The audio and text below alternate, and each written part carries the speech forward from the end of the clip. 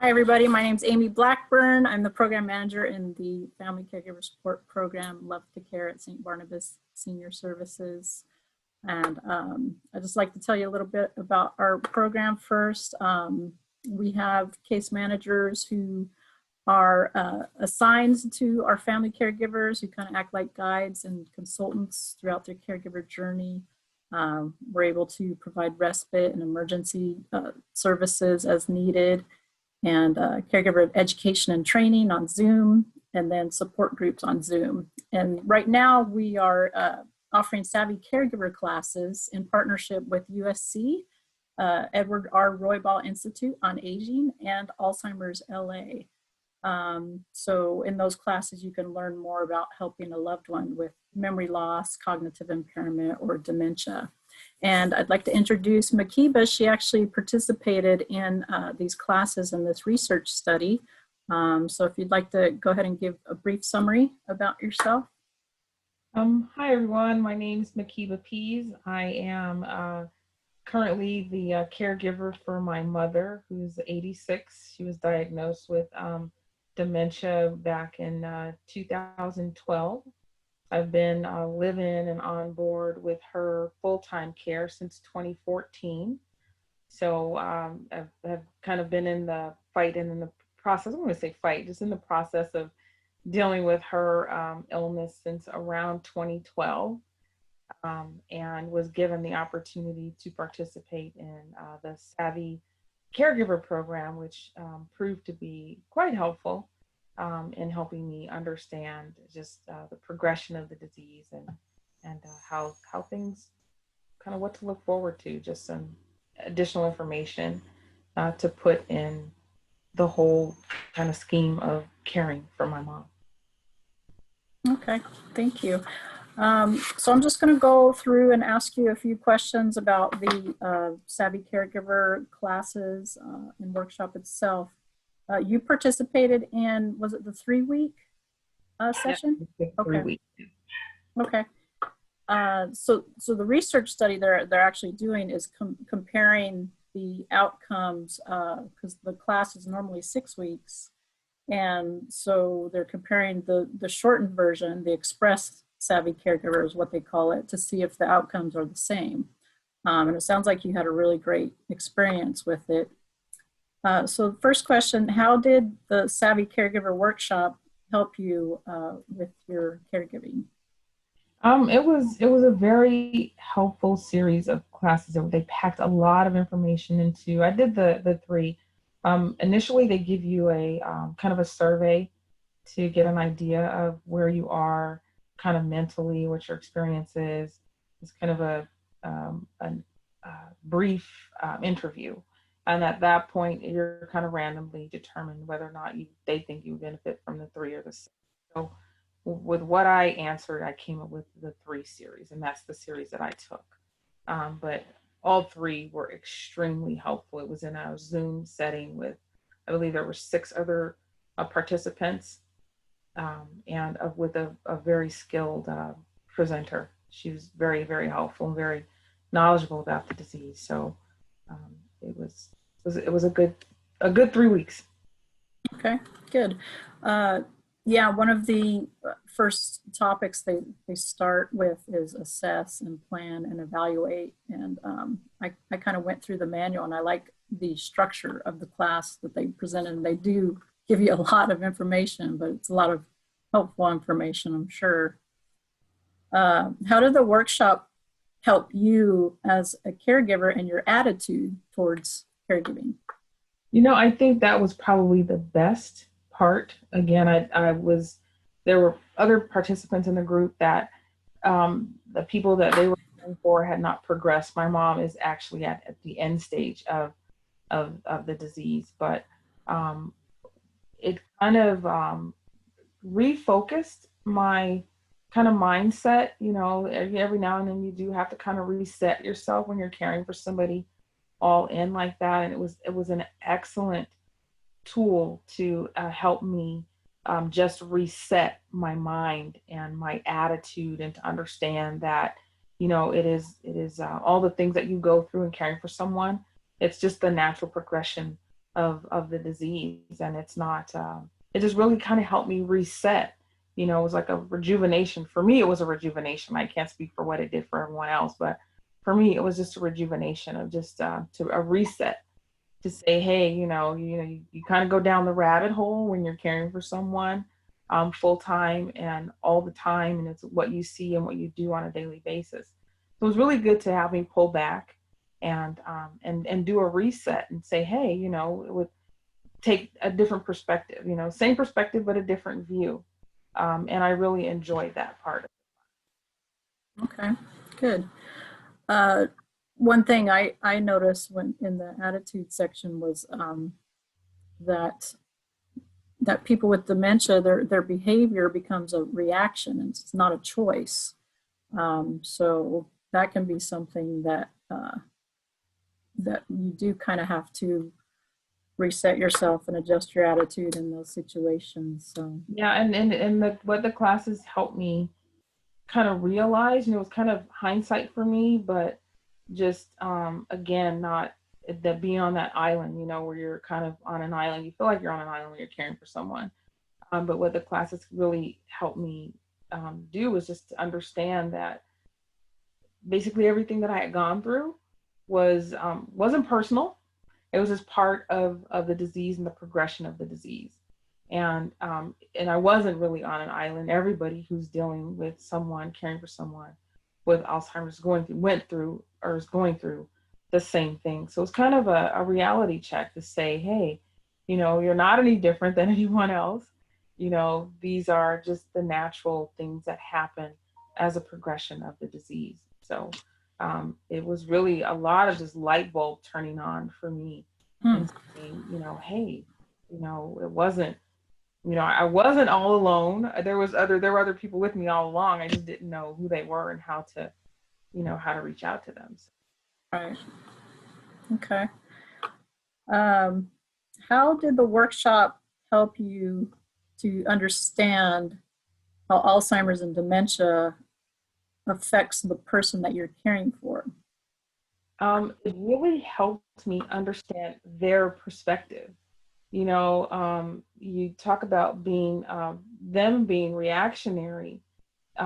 It kind of turned the mirror the other way for me, and it was something that I had never thought of how scary it is or would be to wake up and not know where you are or not know the people around you. I had honestly, of all the years that I had been dealing with my mother with dementia and Alzheimer's, never took that perspective to say, that there is a person behind all of that blank that you see and all the things that you can't get them to respond to. The backside of that is that it's even more difficult for them. And I had honestly never had that perspective until I took these courses. Say that, all the things the frustrations, because again, it's very frustrating, is being quite honest, it's frustrating to deal with someone who can't respond to you. And you feel on your end that they should be able to respond to you. But I had not had that perspective of how frustrating it might be for them to not be able to respond to you. Whether they are just not able to, mentally, not cognitively, not able to respond to you, or, maybe it's there and they just can't say it. So I had never had that perspective. And that was like a huge light bulb moment for me to have it explained from their perspective. And again, just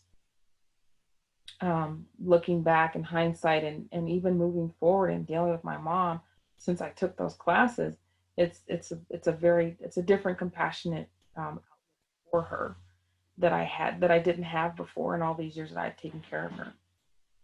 Yeah, that is huge. I think there were some interesting quotes that really stood out. A person with failing memory, they're terrified when they're confused.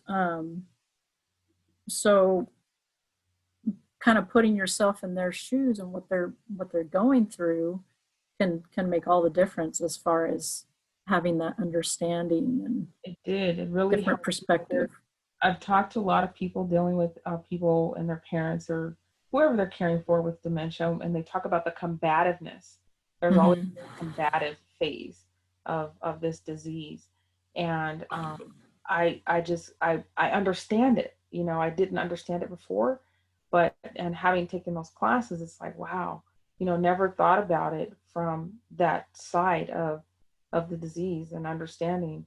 You know, if somebody's trying to undress me or take my clothes off or trying to feed me or give me something that I don't even know what it is, I would probably be combative too. So in just having that understanding, it gives you more patience, more compassion, you know, kind of more understanding of the people that you're caring for. And I can honestly say I did not have that before those classes. I didn't have a clear understanding of that. You just kind of go through and you deal with it. I'm very kind and caring and loving. But just to understand that there's justification and reasoning behind that, or that should be behind that, when you're caring for someone, was very helpful for me. Good. Okay. What about problem behaviors? How did the workshop help you address any problem behaviors? You know, I had long since gone through that. The whole That's what I figured. She's tail end, so really no combativeness at this point, but it does pop up every now and then, where she gets kind of stubborn and combative. But you know, I do it myself, and I tell other people that help me with her, give her 5 minutes and come back. Yep. I get a totally different response. But it really helped me understand. Again, that's what when I say you turn the mirror around, you know, that class and the series of processes and just charts and just plans that they presented, were things that I had to learn the hard way, I'd say. Yeah. If I had them earlier, it would have given me a tool to kind of deal with it and approach it. So it was very helpful in kind of just, again, helping me understand and being more compassionate, being more understanding. Just a level, you know, it just heightened the level that I have now. I'm even more so now because now I know that it's part of the disease. It's not personal. It's not like they're just trying to be mean and combative. They're in a very scary situation, and that, I would say, is a very different perspective that I had before. You know, their scary situation versus their combativeness. I don't see it as combativeness anymore. I see it as their scary situation. Yep. Good. It's good that you kind of had that realization with these classes. A complete change perspective. What was that? It was different. My perspective is different. Instead of saying, "Oh, their combative behavior," I think her scary situation. So that those, I think, are very different attitudes to have when you're dealing with someone. Yeah, and I like how they broke down the different stages too, like early, middle, and late, and how you actually to deal with that scariness and how they're feeling, the steps that you can take, and at the beginning you don't have to take as many steps, and then as it gets further into the stages, you have to take more and more just small, simple steps. It did, and it helped me. It helped me set some expectations. You know, once you understand, kind of, if you have an idea of how they're going to progress through it, you can set your expectations a lot different. So, had I known what those classes offered, my expectations would have been a little different. I wouldn't have expected, you know, there was a wonderful video that they showed in the class where they asked the person to make a sandwich, whether gave them choices of lettuce and tomato, and but all these choices out there. So it was very difficult. They showed it at different stages, like early, middle, and end stage. You know, just cognitively what they were and were not able to do. So again, it would have helped set different expectations when you're asking for help. You wouldn't put the whole lineup of, you know, butter and was it turkey and ham, and asking them to make a turkey sandwich. You wouldn't give them the whole peanut butter, and you would just give them what the things that they needed. So it really helped a perspective of setting expectations. Again, to not scare them, which is beneficial for them, but to not set yourself up for a frustrating situation either, of asking, well, why can't you just make this? It's a simple sandwich. Sounds very simple to you, but very daunting for them. So again, just perspectives and setting kind of goals and realistic expectations from on their cognitive stage of where they are. It was very, very helpful to help understand that and to go back and say, hey, you maybe you're asking too much, or maybe you are asking too much. So it was very, very helpful in that. Good. I'm glad you brought up the part about the videos, because since these classes are online, they do require that you have the ability to watch the videos and the presentation that they have and everything. For me, I haven't been through the classes. I just read through the manual, and just reading through the manual, I mean, I thought it was some amazing information. So I bet the videos and the actual presentation, seeing them visually, was a little more impactful.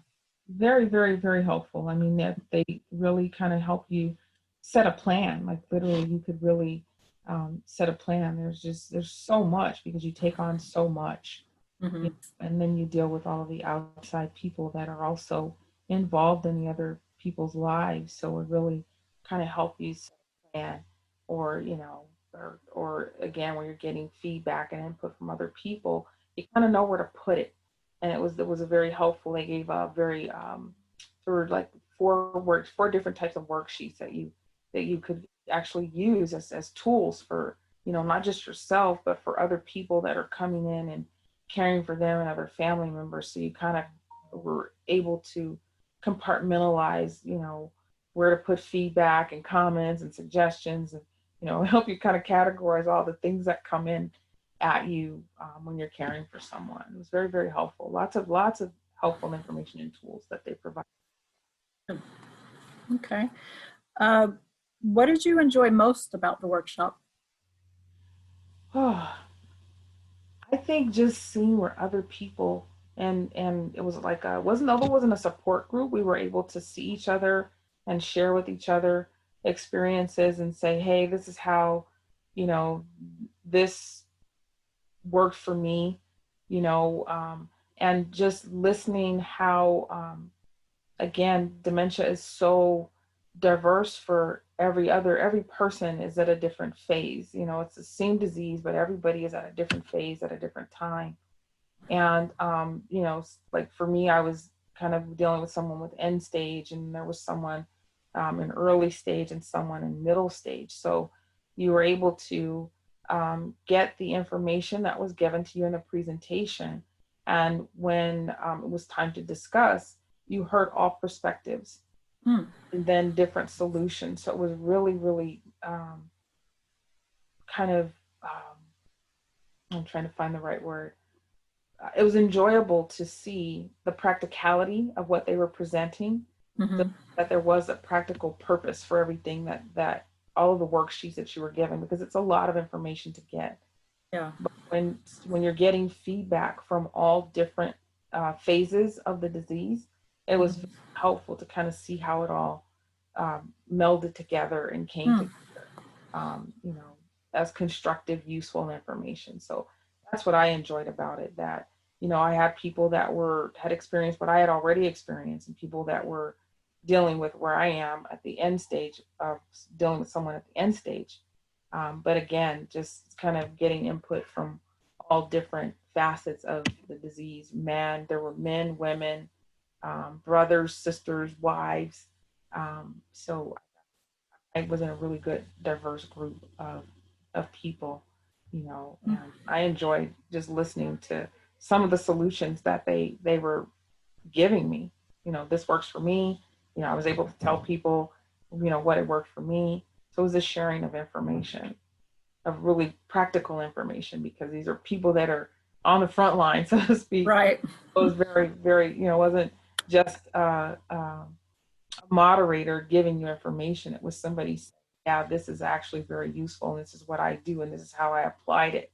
We take the information, we come back the next week and this, talk about what we came up with in a game plan. So it was very useful for that. Good. Yeah, that's an important point to make, is the practicality of something like this. Sometimes when people give presentations or educational type things, it comes back to okay, so what? Why are you telling me this? What am I going to get out of this? How can I,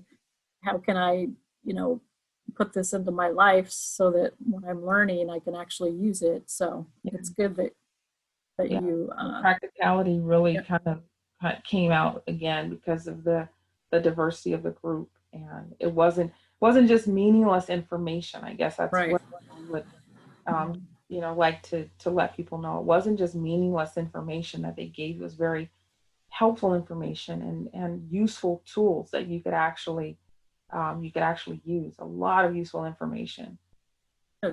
Like I said, I had to figure a lot of it out on my own, and had I had that those tools or access to that type of information, even as a reference, it would have been a much easier journey. Good to know.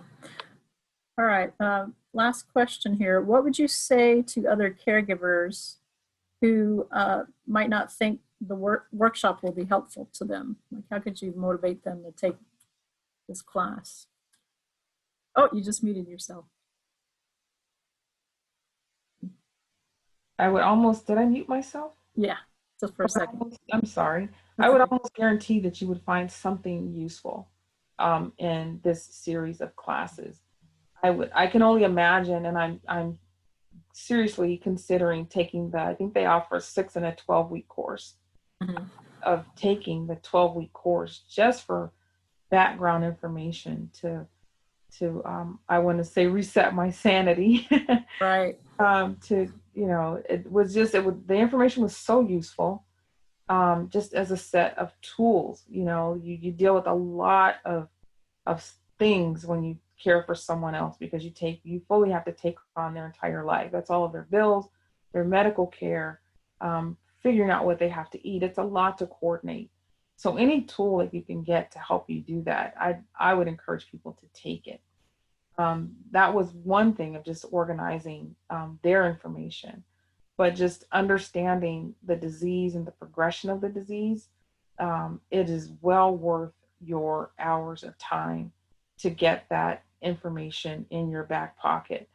Again, specifically for people that are dealing with early stages of dementia and Alzheimer's, you're going to save so much headache, heartache, and frustration with this series of classes, because it makes it all make sense to you. You're going to have to figure it out anyway. You may as well figure it out with a useful set of tools in your back pocket. And it'll keep you sane, because you will think, again, you tend to go into an island and down a rabbit hole when you're caring for someone, because it requires so much time and so much care. But this series of classes, even the 3, was so worth it. You certainly won't lose anything. And it'll give you a good outlet to meet with other people that are going through this. You won't seem so alone. Okay, good. Okay, let's see. I just want to see if I missed anything as far as, because I took a lot of notes while I was going through the manual. I thought it was interesting when they said the loss of judgment becomes a factor when it comes to safety, especially. Driving has to stop, kitchen appliances supervised and controlled. Wandering becomes an issue. But along with that, loss of judgment means the person with dementia becomes insensitive towards others and their feelings. Oh, they do. What was that? They do. I haven't met anyone that hasn't discussed just how mean they get. Yeah. And to know that that's coming. I've forewarned several people that I've talked with about how the disease progresses. Mm-hmm. And I always ask, I start with the question, have they gone through their mean as a snake phase? You know, because one, they're family, so they still have some cognitive knowledge, and nobody can cut you harder than a family member. So they know those things, and they're usually things that are filtered out when they have their cognitive uh, brakes on. But once you Right. take those brakes off, it's a whole different ball game. Yeah. But you know, it'll give you that perspective, you know, to know that it's cognitive. They're not being mean. They don't know. And if we could all live without a filter for 10 minutes, boy, a lot of people would be told something that they didn't want to hear. But, you know, we live our entire lives with a cognitive filter on, and theirs is diminishing and leaving. So again, I learned that the hard way. Had I had these classes, it probably would have cut a little less deep. But, you know, yeah, they go through that wandering, and you have to I had to take the knobs off of the stove early on. Had to put a knob or a beeper on the door, you know, so that I would know that my mom would run for the ice cream truck. That was her thing. Oh, wow. I had to I had to put the door beeper on to make sure that, you know, she's going out. It's like a little 3-year-old to run toward the ice cream truck. So, Wow. you know, it's again, that was the phase. You know, it was part of the disease. You know, I'd made an agreement with the ice cream truck to give her whatever it is that she wants. She's not going to have any money. Good idea. At the end of the week. And he did. He gave her all the ice cream she could eat every day. Nice. Oh, and I would come to him, and he was such a nice man, and she's lived in her house for so long. He just, don't worry. She only ate 3 this week. I'll give her those 3, you know. Huh. Yeah. There are some good people out there. There really are. There are really good people. So she had definitely a set of angels around her early in the process. But yeah, the wandering, that's all part of it. Mm-hmm. Yeah, and you mentioning the people surrounding her,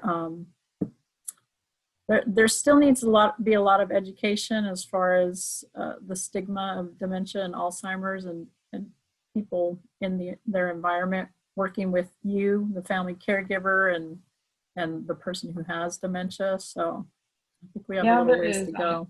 I've witnessed. I was in the mall once. I don't know if this should be part of the interview, but I was in the mall once, and there was a older lady and her daughter, and she was letting her have it, just letting her have it. And she was just trying to sit down and get her fed, you know. And I just kind of looked at her. I said, you know, I dealt with my mom for, I think it was 5 years at the time, maybe 6, and I told her it will pass.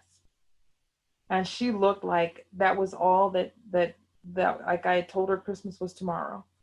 You know, I told her, I said, she won't be like that forever. I said, she will mellow down and she'll mellow out and it will pass. And a really aggressive security guard almost put his hands on her. And I looked at her and said, whatever you do, don't. Just don't. She's talking. She's more than likely has dementia and Alzheimer's. Just leave her alone. I told him, just leave her alone. Give her 10 minutes and she'll be a whole different person. By the time I got my food and they were sitting down, she was starting to mellow out.